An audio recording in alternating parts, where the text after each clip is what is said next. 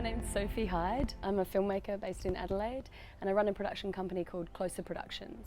We've made lots of documentaries and also recently a feature drama called 52 Tuesdays.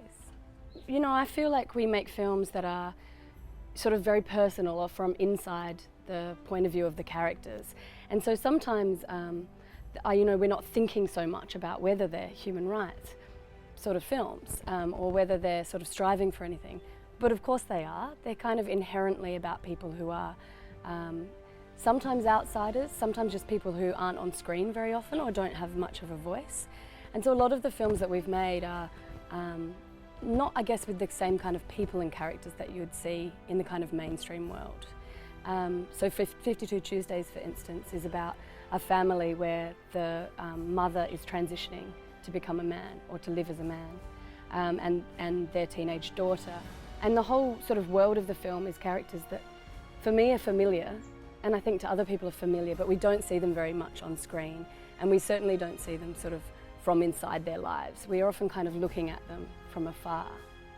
I guess for me that stuff's really important, you know, because my belief is that the more we get to know each other or the more we see other perspectives, the more we understand and have empathy and maybe aren't so brutal to each other and aren't looking for ways to be segregated or separate or at war. So what I'm going to speak about at the Peace Foundation dinner is the idea of diversity of storytelling or storytellers.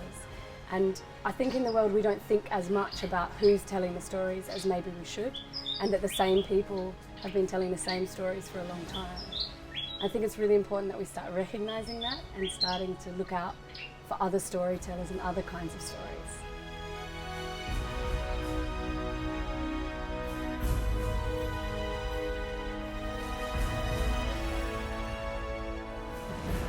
For me, there's one of the things in the modern world is that we've become so interested and we see reflected back to us ourselves all the time.